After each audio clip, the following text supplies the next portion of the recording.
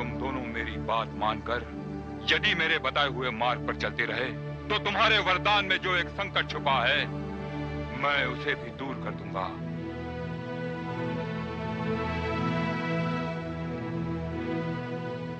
चलिए गुरुदेव, दानव लोग आपकी प्रतीक्षा कर रहा है। नहीं नहीं, ये नहीं हो सकता, नहीं हो सकता। ये तो बहुत ही अशुभ समाचार है। असुर कुल गुरु शुक्राचार्य को शुंभ और निशुंभ अपने साथ ले गए हैं। मुझे भय है वरुण देव कि वे अब शुंभ और निशुंभ का वध नहीं होने देंगे। और उधर मां भगवती कैलाश पर पुनः प्रकट होकर वहां से चल भी चुकी है। देवराज, क्यों ना हम सब कुछ देवी भगवती पर ही छोड़ दें? आप सत्य कह रहे हैं वरुण देव, सत्य कह रहे हैं आप। अब हमें देवी भगवती की शरण में जाना होगा। आइए मेरे साथ।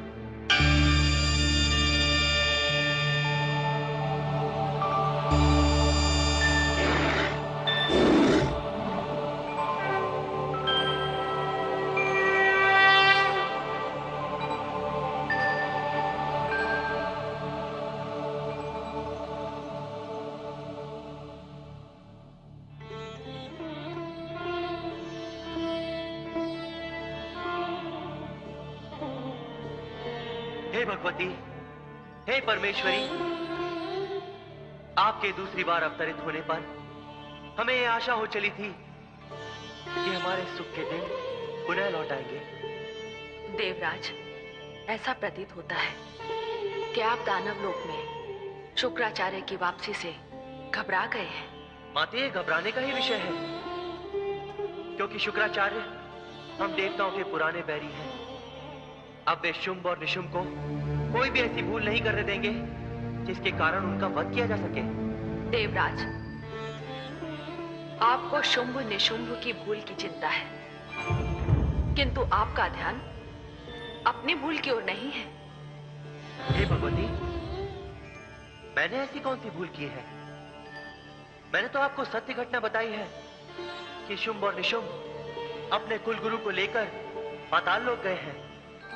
देवराज, असुरों को अपनी भूल का ज्ञान हो गया है और उन्होंने अपने कुलगुरु शुक्राचार्य की वंदना की। उन्हें प्रसन्न करके अपने साथ ले गए। किंतु देवराज, आप मुझे बताइए, विगत वर्षों में आप देवताओं के गुरु बृहस्पति से मिलने कितनी बार गए? आपने अपने गुरु से कितनी बार युद्ध तथा अन्य नीतियों के विषय में बात की? आप ये क्यों भूल गए? यदि गुरु ना हो तो उचित मार्ग की प्राप्ति नहीं हो सकती। हे जगदम्बे, आपने जो कहा वो सत्य है। आप हमें क्षमा कर दीजिए माते। आप अभी अपने गुरु की शरण में जाइए और देखिए किस प्रकार आपके गुरु आपको चिंताओं से मुक्त कर देते हैं। और रहा शुंभ और निशुंभ का प्रश्न, तो वे यहीं आएंगे। मैं यहीं उनकी प्रतीक्षा करूंगी। हे माते, अभी हम प्रस्थान करते हैं। हम पुनः आपके दर्शनों के लिए यहाँ आएंगे।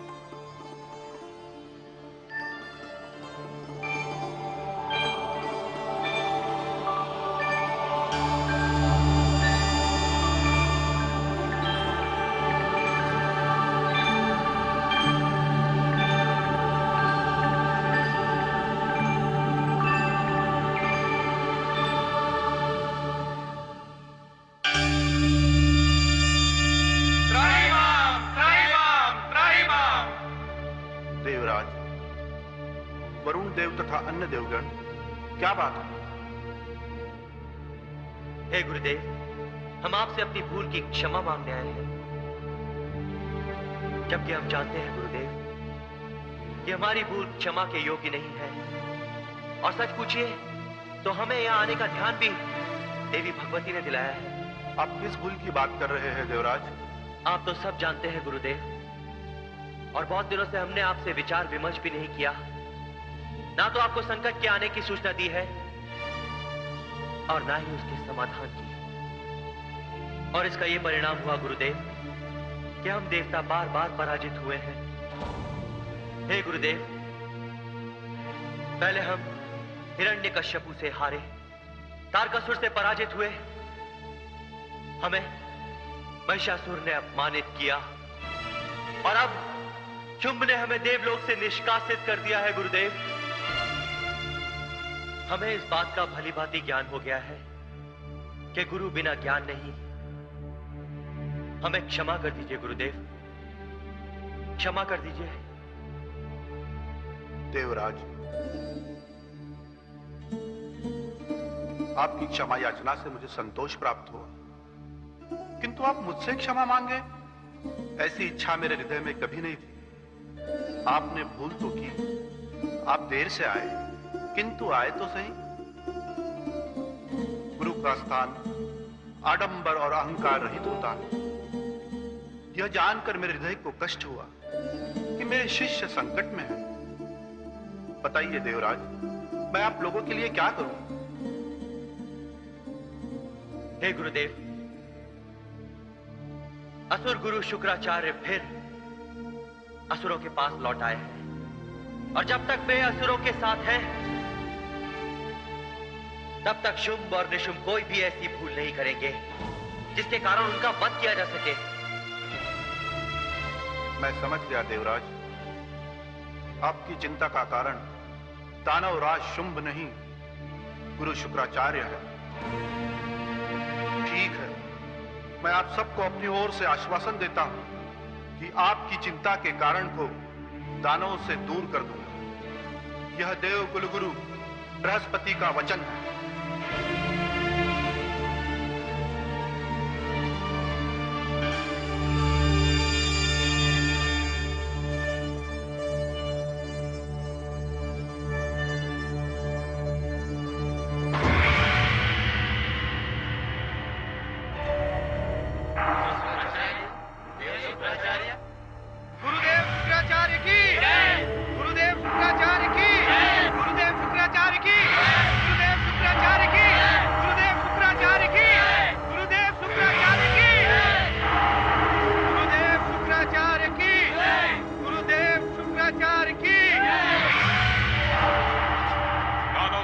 शुंभ की जय, दानववीर निशुंभ की जय, महाबली चंड और मुंड की जय। हे दानव सम्राट, कृपया सिंहासन ग्रहण कीजिए।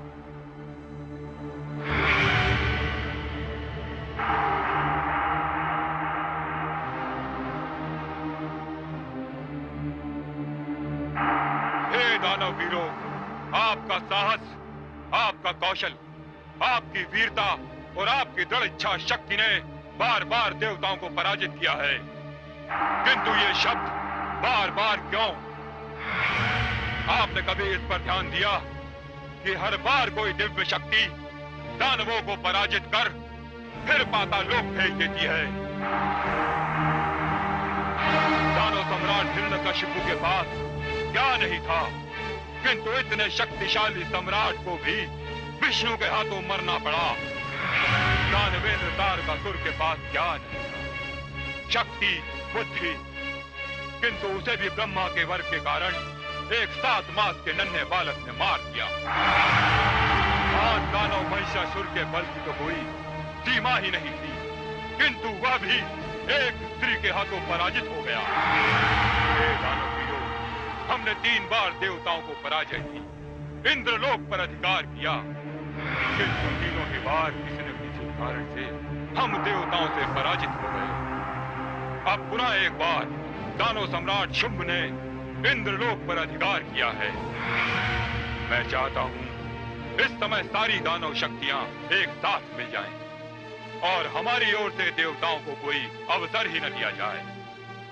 अब मैं आपके साथ हूं। ध्यान रहे, आपके सम्राट को ब्रह्मा ने वरदान दिया है, कोई भी ऐसी इच्छा जिसकी पूर्ति संभव न हो, यदि ऐसी इच्छा दानव सम्राट शुंभ ने की तो वो इनकी मृत्यु का कारण बन सकती है। तो अब आपका, हम सबका ये कर्तव्य है कि हम अपने सम्राट को ऐसी स्थिति से बचाएं। हे ब्रह्मा, इस बार मैं किसी को कोई अवसर नहीं दूंगा। शुंभ और निशुंभ दोनों आपके वरदान के इस बंधन से दूर रहेंगे। गुरुवर शुक्राचार्य की जय! गुरुवर शुक्राचार्य की जय! गुरुवर शुक्राचार्य की जय! चंडमुंड, आज्ञा गुरुदेव। नगर में घटने वाली छोटी सी छोटी घटना की सूचना तुम मुझे दोगे। जो आज्ञा गुरुदेव। और मैं सारे सभासदों से भी यही बात कहना चाहता हूं कि राज्य में घटने वाली प्रत्येक घटना की सूचना मेरे पश्चात महाराज शुंभ को दी जाए। हे दानव सम्राट, क्या आप मेरे इस विचार से सहमत हैं?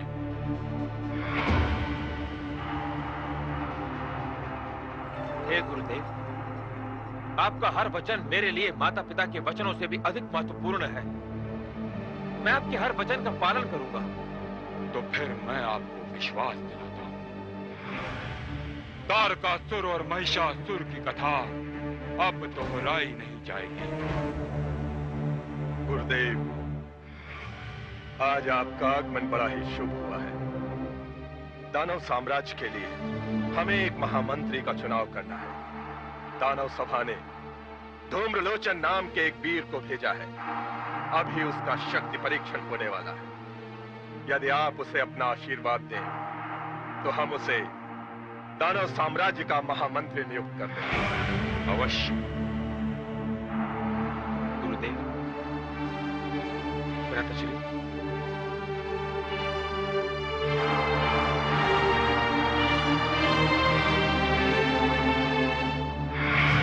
धूम्रलोचन को प्रस्तुत किया जाए।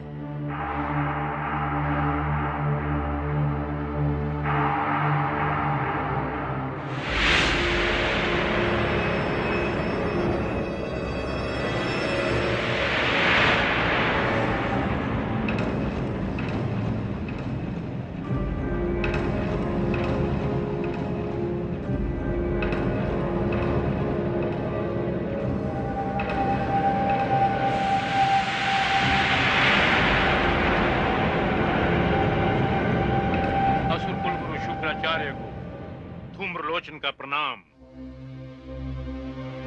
महाराज की जय हो। महाराज, मैं आपका अधिक समय नहीं लूंगा।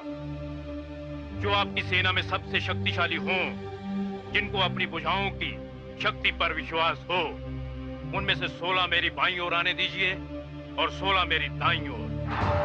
फिर मैं अपने गले में एक रस्सी का फंदा डालूंगा, जिसका एक छोर बाईं ओर होगा और दूसरा छोर दाईं ओर।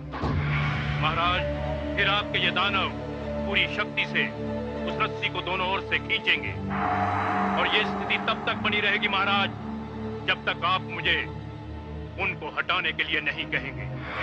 आहा, अद्भुत।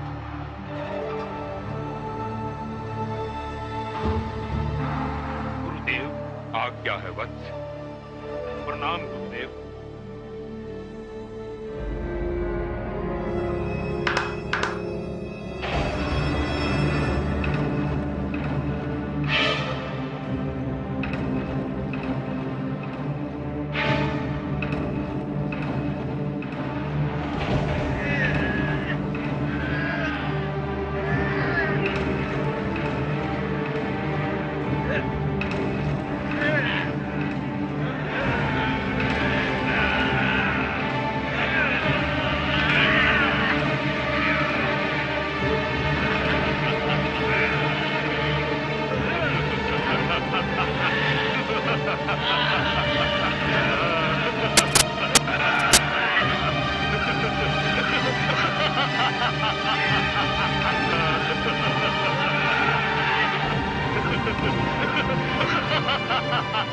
बस करो, अब धूम्रलोचन की बारी है।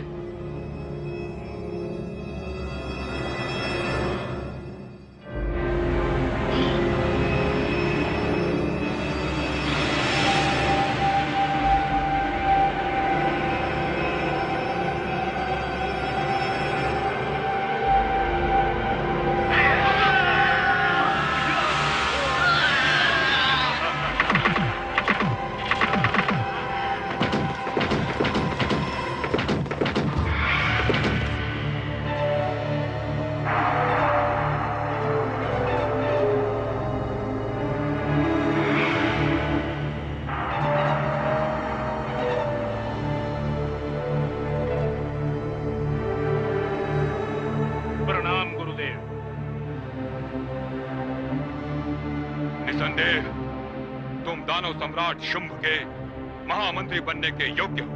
जो आज्ञा गुरुदेव। दानव वीर धूम्रलोचन, मैं आज से इसी क्षण से तुम्हें दानव राज्य का महामंत्री नियुक्त करता हूं और नगर भ्रमण का आदेश देता हूं।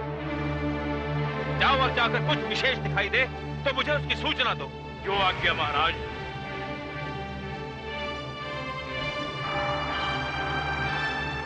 अब मैं आश्रम की ओर जा रहा हूं। मेरे आश्रम के द्वार हर दानव के लिए सदैव खुले हैं।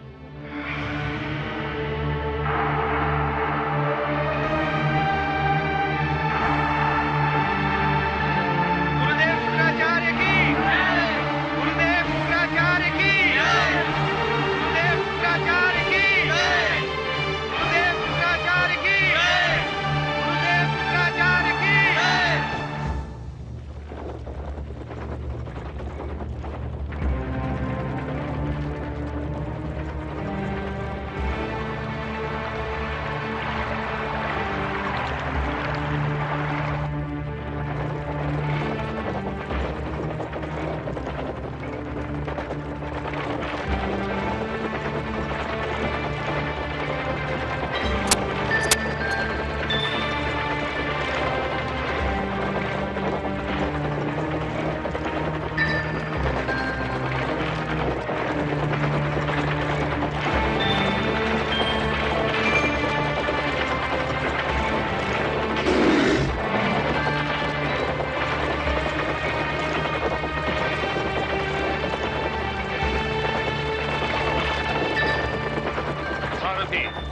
रथ रोको।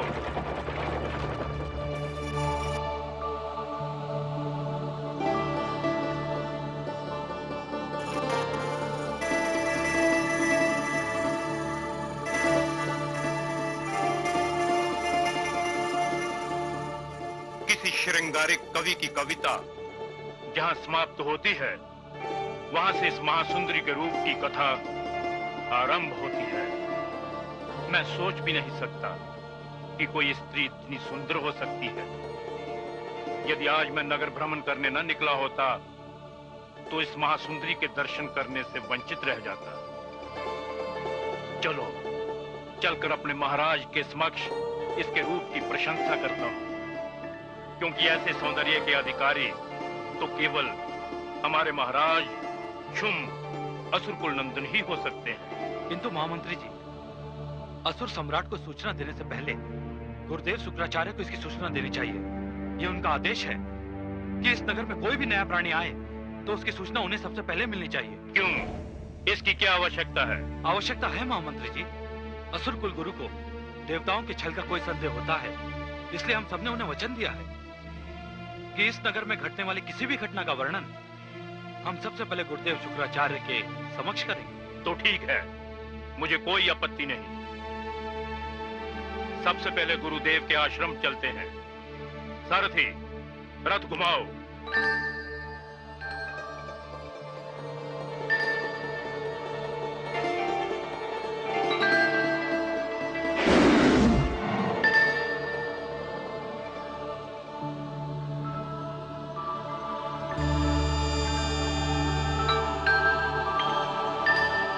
प्रणाम जगदम्बे।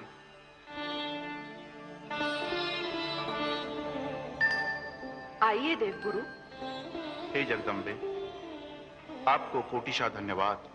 देवगुरु, धन्यवाद का कारण? आपने जब देवताओं को मेरा स्मरण करवाया तब वे मेरे पास आए। इसमें धन्यवाद की क्या आवश्यकता थी? हे देवगुरु, मैंने तो उन्हें उनका कर्तव्य स्मरण करवाया। वे आपके पास आए, इसीलिए उनकी रक्षा हो जाएगी। और इस समय आपके मेरे पास आने का कारण भी तो यही है। महामंत्री धूम्रलोचन ने मुझे देखा और अब वो असुर सम्राट शुंभ को मेरी सुंदरता के बारे में बताना चाहता है, किंतु